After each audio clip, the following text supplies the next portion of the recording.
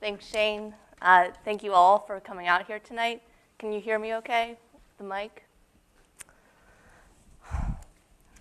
So I've decided to title this lecture Painting Through Absence / Queering the Framework. And for the past 5 years, I've been cutting into the canvas in order to open up my paintings and transgress the limitations imposed by paint, wall, and the frame. Suspended from the ceiling or from the wall, my double-sided cutout paintings protrude into an open-up space. If multiple people stand in the room, you might see an arm or a head or a shoulder through the cuts in these paintings. On the one hand, these body parts momentarily become part of the work, while on the other, my cutout paintings also reconceptualize the contours of the physical body. It's my hope to challenge gendered binaries such as inside, outside, front, back, and roles of artist, painting, and viewer, and to queer the framework of painting in this transgressive process. So I've loosely structured this lecture tonight in 4 sections. First, my interest in absence and negation. Second, my move away from the wall into double-sided work. Third, my consideration of the viewer's body in relationship to the work. And finally, my current collaborative project with a choreographer. So, to begin, with absence and negation. Absence and negation are strong conceptual and formal frameworks for my work, hence the notion of painting through absence. Formally, there's a direct relationship to absence as I literally cut into the canvas. With the painting that you can see here, Holes in Memory Create Colors in My Mind, I've stretched canvas behind the stretcher bars, which are mostly exposed and painted, then cut that diamond shape out from that stretched piece of canvas, flipped it over, stapled it on front with the raw side exposed, and cut shapes into that raw diamond shape and adhered bits of painted canvas behind that. The white that you see inside the frame, that's the white of the wall showing through the canvas, or showing through inside the frame. So formally, a direct relationship to absence and negation. And then conceptually, I'm interested in absence and negation, as these themes relate to psychological spaces, shifting states of being and otherness. I'm interested in the gendered aspects of absence and negation, in the elephant in the room as metaphor, in liminal spaces, voids and crevices that exist between things, words and people, and that are intrinsic to nonlinear time, memory, speech, and being. I'm very interested in the paradox of what it means to work within a visual realm to depict these concepts.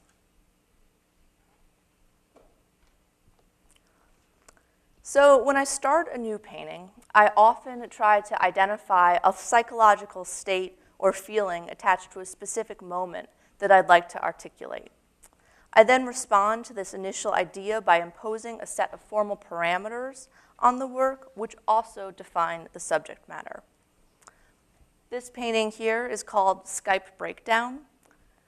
I made it in the fall of 2013 when I was at a residency called the Lighthouse Works on Fisher's Island, a gorgeous, tiny island, mostly private, just off of New York. And there, I was there for about 6 weeks, and frequently I'd Skype my partner on the island, and guaranteed every time the Skype would break down at some point. Awful internet connection on the island.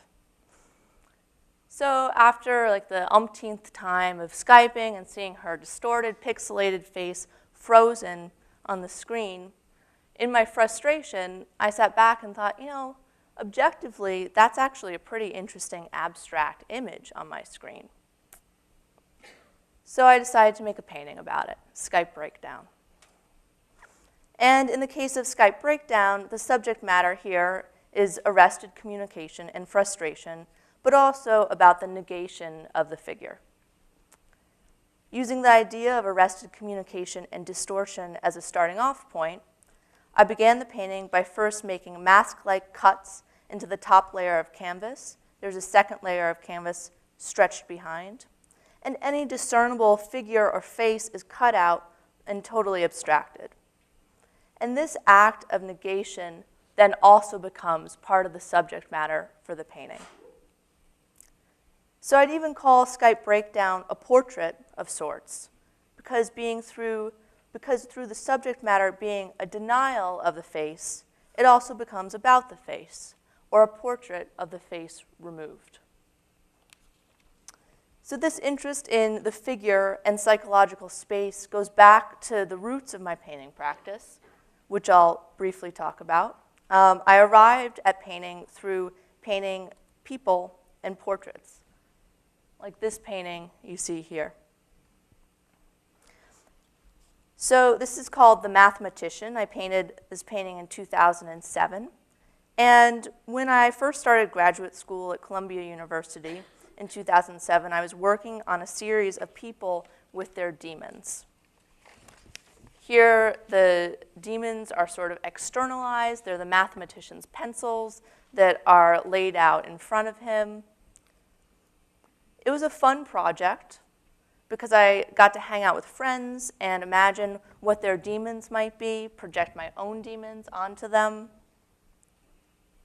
However, as I worked on the series, I began to feel limited by the 1-2 relationship between the figure and the background, and I started to think about trying to make all parts of the canvas psychologically loaded with foreground, background, demon, and figure having the potential to equally describe the psychological space. And as a challenge to myself, and in an effort to open up the space, I decided to remove the figure altogether while trying to make an interesting painting still. And this initial act of negation, the negation of the figure, was my first conscious plunge into abstraction and led me to make this series of large abstract paintings here towards the end of grad school. This is an installation shot of them shown in 2009 during my thesis exhibition. And so these paintings are really about exploring internal spaces and letting go of the figure, my first conscious plunge into abstraction. Then after grad school, I moved into a very small studio, as people do, in Bushwick, Brooklyn, where I stayed for a year. And whenever I move to a new studio or a new location, my work and studio practice is often very much affected by the move. And so while I was still trying to work on these large paintings, now in a very small space in Bushwick, they just didn't seem that apt anymore. They didn't seem relevant. And after a particularly frustrating day in the studio, I looked at my palette and all the extra, lovely colors of paint that I had left over, and I decided to just make a quick process painting. And then I decided I'll just write unwinding on the process painting. In a gesture and a nod to unwinding from the day, and a nod to unwinding from graduate school.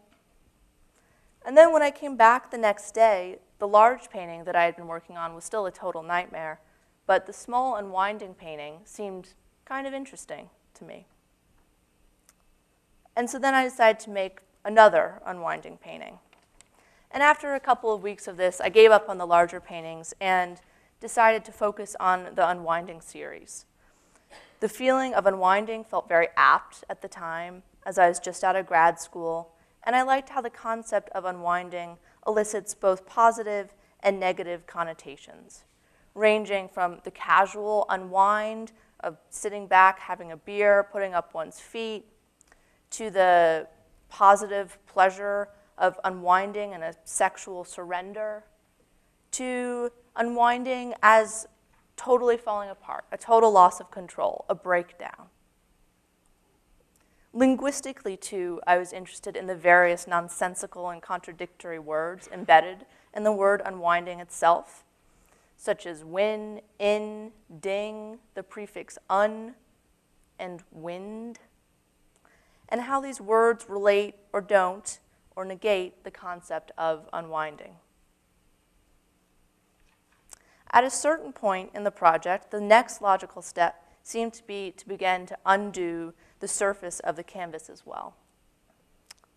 This is the transitional unwinding painting that I made.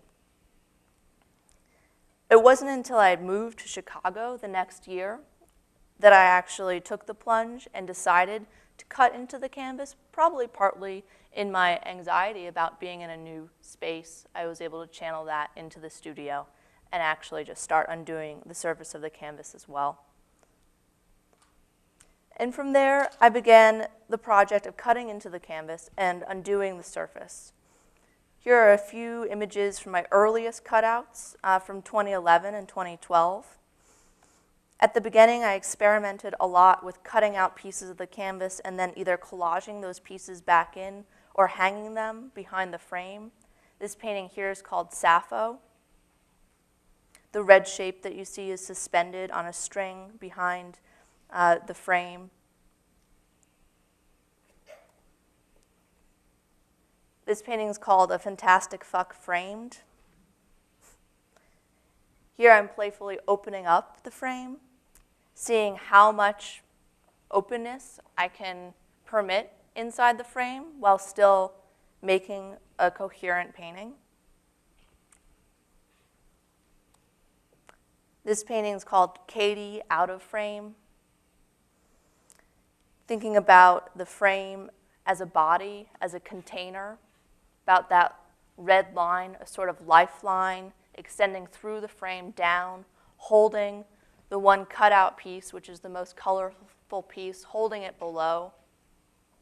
Katie written upside down, as if there were a Katie looking at the painting. She would be floating above, looking down, sort of referencing a state of being both inside one's body and outside one's body as well.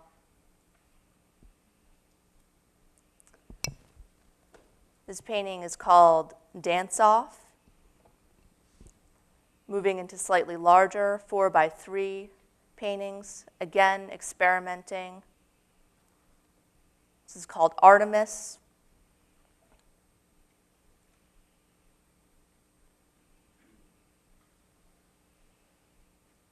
The Doppler effect.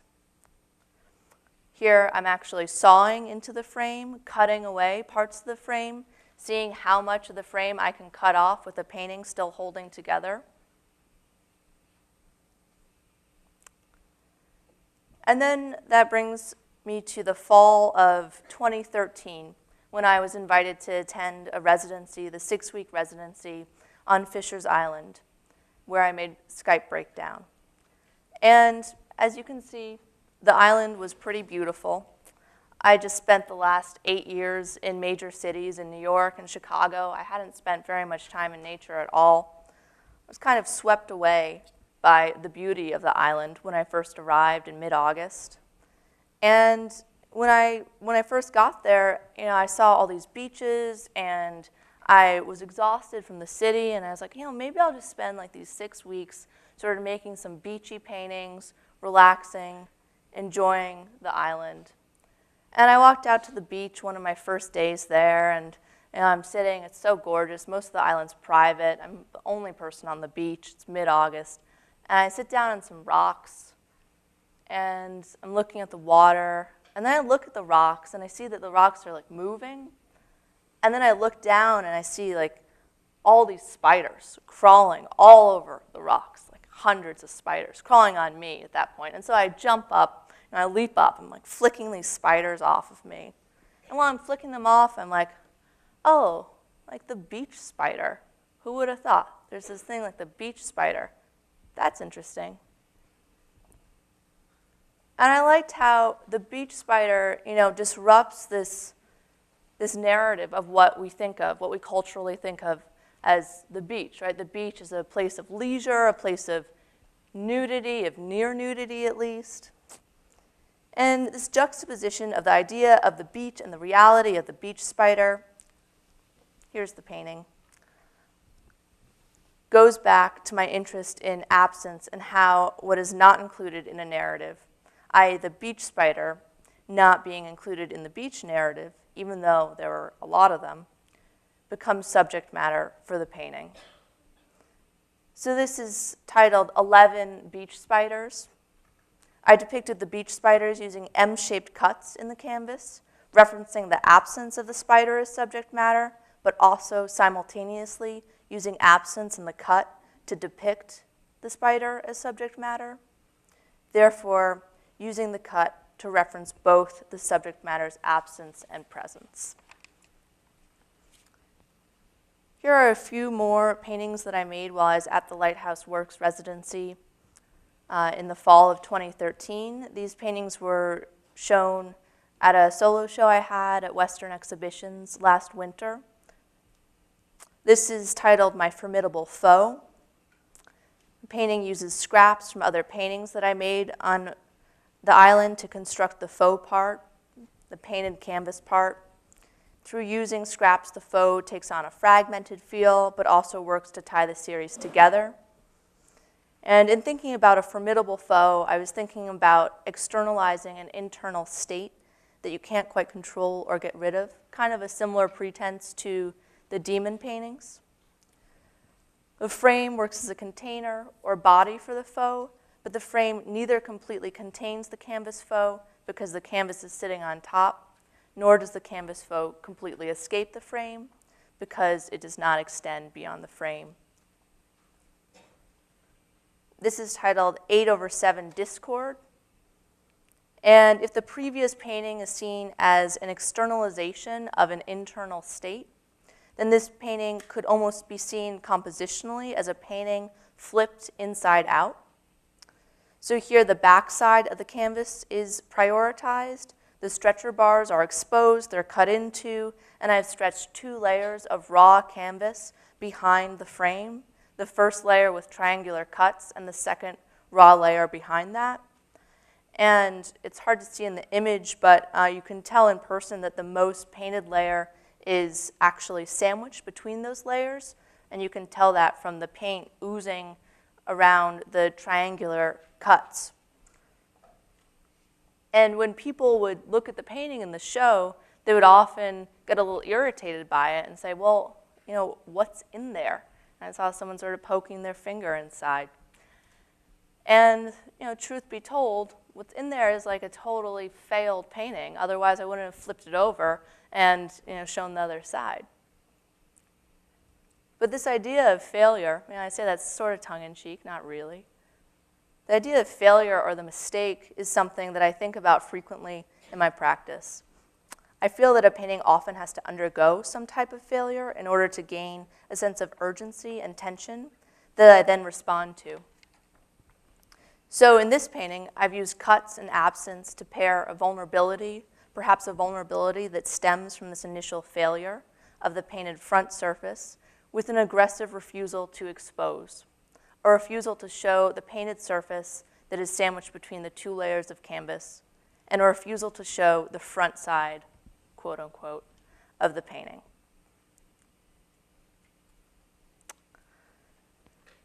This painting is called The Chase, another painting I made on the island. It references a cat and mouse chase. There was a cute kitten on the island named Pope, and I was influenced by, you know, watching this kitten run around all the time. And I thought about making a portrait of Pope, but Pope was always in motion. So I decided to make a portrait of Pope, referencing Pope's colors, but also about the movement of Pope, the chase.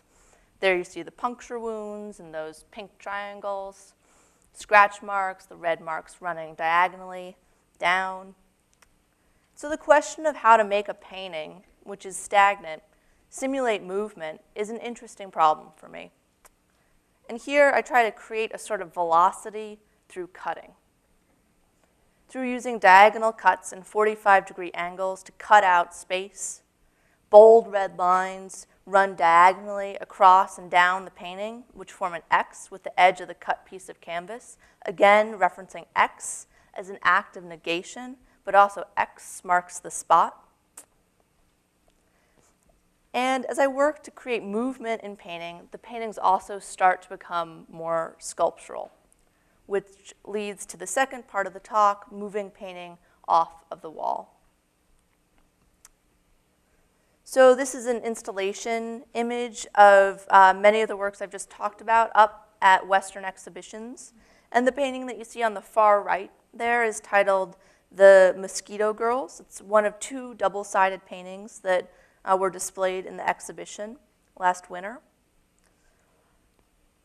So when cutting into the canvas and exposing the frame, there are edges and different physical planes to consider.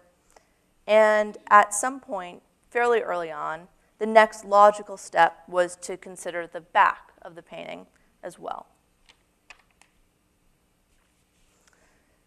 This painting, you can see both sides of it in this image, was inspired when I was on the island, and a local on the island told me that every summer a couple of kids were given the summer job of throwing a ton of poison into the water at a very specific time to kill off all of the mosquitoes. However, when I was there in mid-August, September, I was frequently bitten by mosquitoes. There were so many mosquitoes. And I spent a lot of time thinking about these girls, these kids, and what they might have been doing that night when they were supposed to kill off all the mosquitoes. So the painting, the side that you see on the left, A side of the painting is more or less a portrait of the two girls at night through zigzag directional lines moving across the canvas with nighttime colors. And then the B side of the painting on the right is more about the feel of the water and a portrait of the mosquitoes. I integrated screen into some of the triangular cuts and adhered scraps of canvas and sandpaper on the screen, again referencing the mosquitoes or their eggs. But of course, I don't expect the viewer to be able to discern the story from looking at the painting. And the painting isn't really about a narrative content anyway, but more about two different textures, atmospheres, and the blending and dividing of two different experiences of one space. Here's another installation image of the paintings at Western exhibitions. You can see there on the left-hand side the other double-sided painting that I included in the show. It's called Witch's Dance. One of the interesting things about the double-sided paintings is that the edge becomes an important site to mitigate this movement between sides. The edge can be a site of contention, of resolution, of one side dominating and expanding, of another side ending, of two sides joining, of sides blending and integrating, or of a completely new painterly move. One last installation shot. So through privileging all sides of the painting in these double-sided paintings, it's my hope to destabilize the gendered hierarchy of front over back and to playfully invite the viewer to take part in this process. Which leads me to the third section of the talk, thinking about the body, specifically the viewer's body in relation to the work. To actually back up a little bit, I first started to explore both sides of the canvas a few years ago when I created this walk-through painting that you see here for a solo show I had at Lloyd Dobler Gallery in Chicago in 2012. And Lloyd Dobler had this perfect hallway. It was a dead-end hallway in their space. And at the time, I thought, it would be a great opportunity to explore nestling a painting between the two walls of the hallway with a large cutout shape so that viewers would have to walk through the painting to see the other side. Here are images of both sides of the walk-through painting installed in my Chicago apartment. I have these lovely pocket doors that you'll see throughout Chicago and are very useful to installing double-sided work.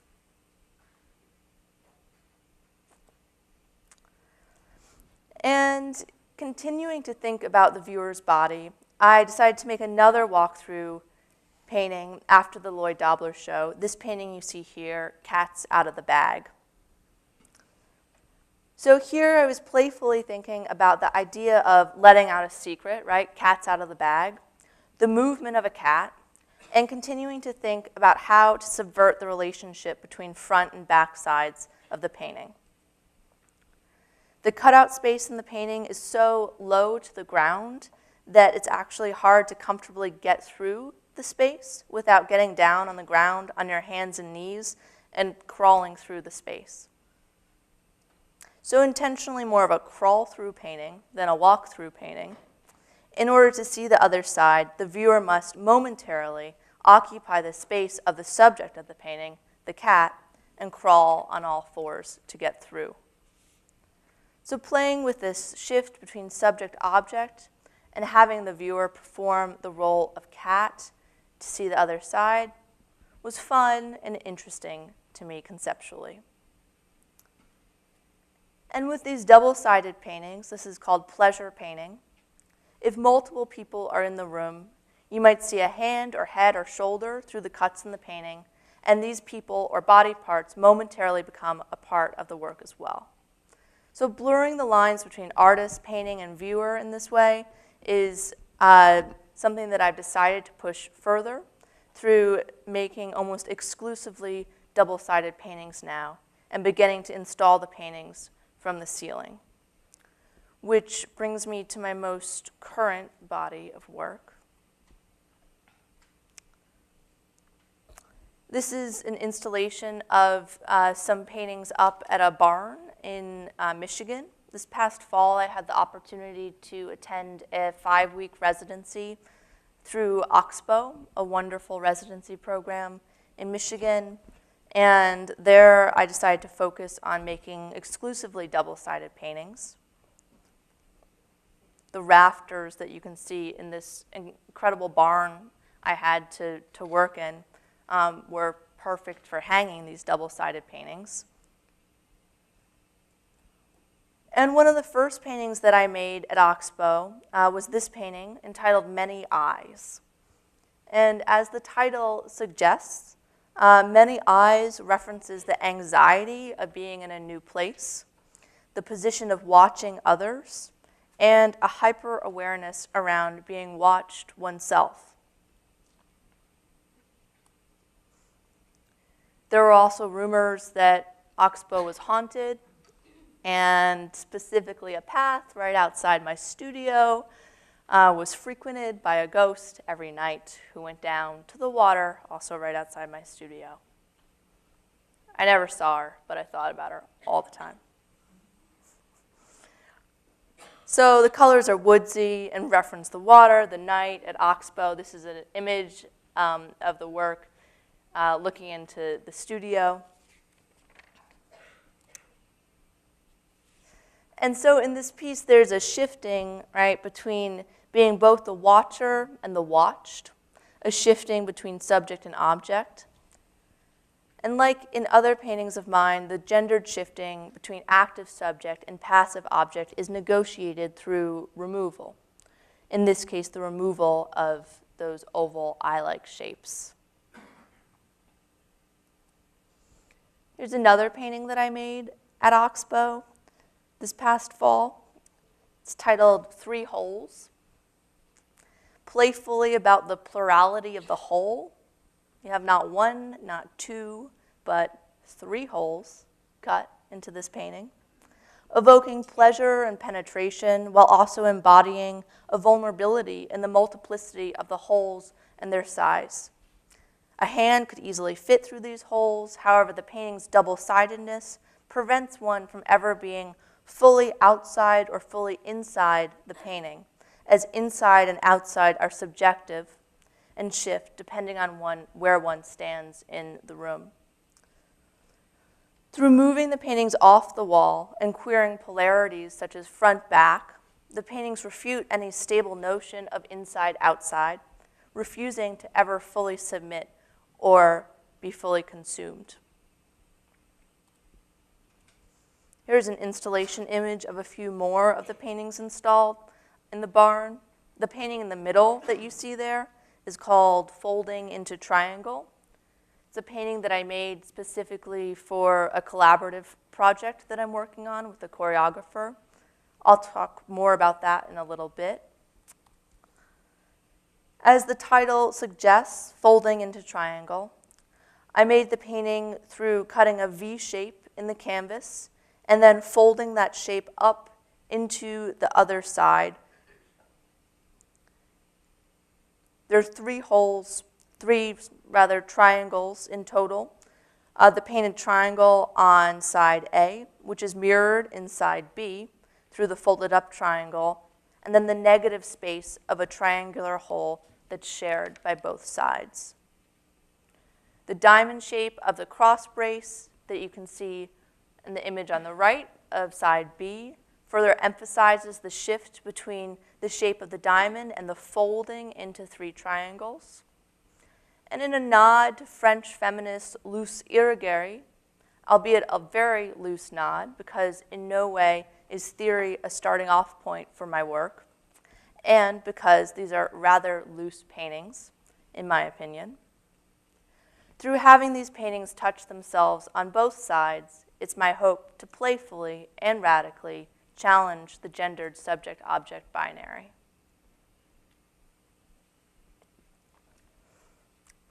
This is another painting I made at Oxbow, titled Small O.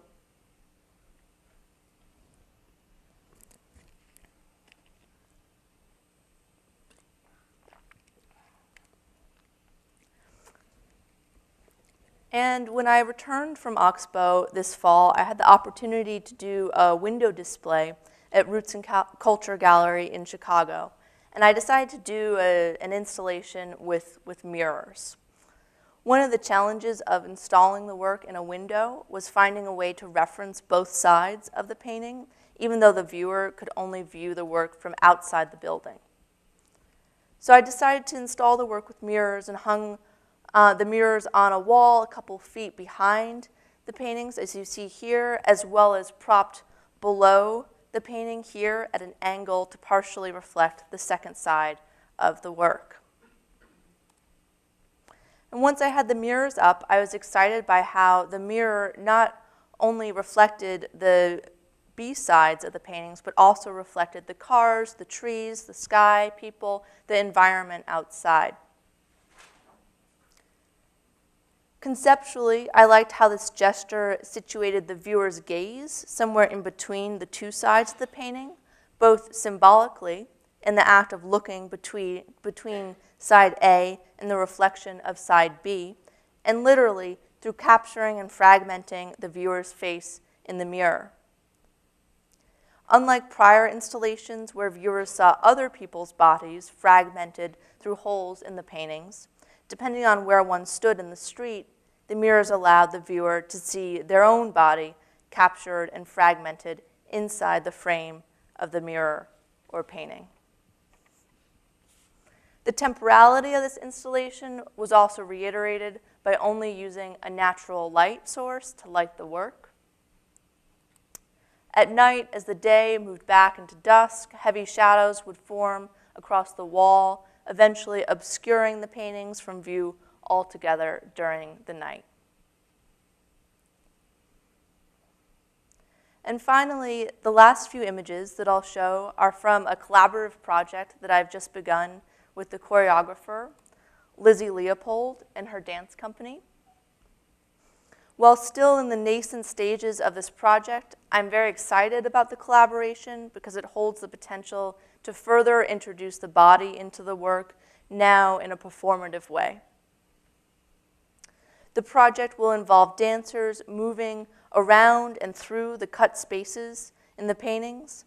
The dancers will mirror the shapes of the negative spaces with their bodies and sometimes move arms, legs, or their whole body through the negative spaces and holes in the paintings.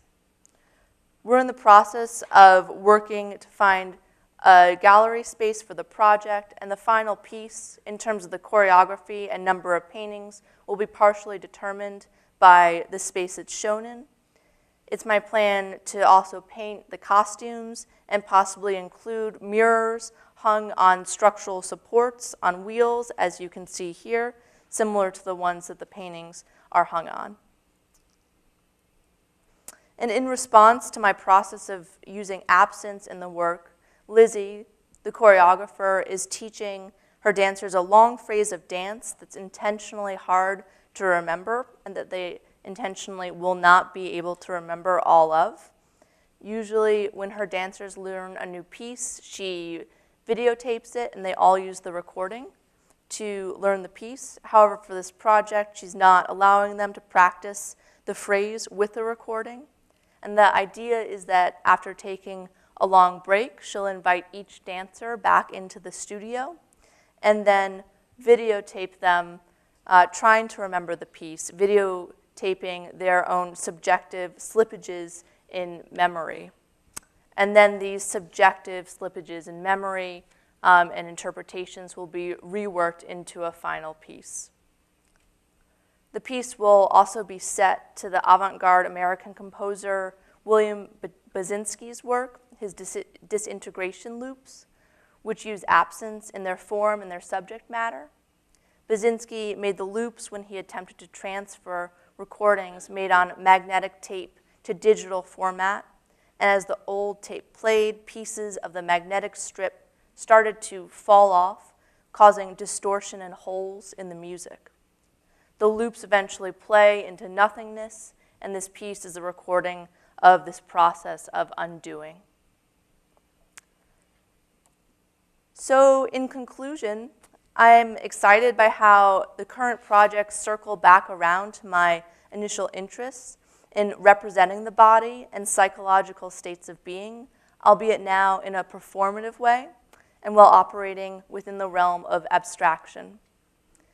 Through destabilizing gendered binaries such as front-back, inside-outside, and artist-viewer, while still very much engaging in a historically rooted conversation around painting and the frame, it's my desire to queer the framework of painting while embracing all folds, voids, dualities, and pluralities of form. And that's it.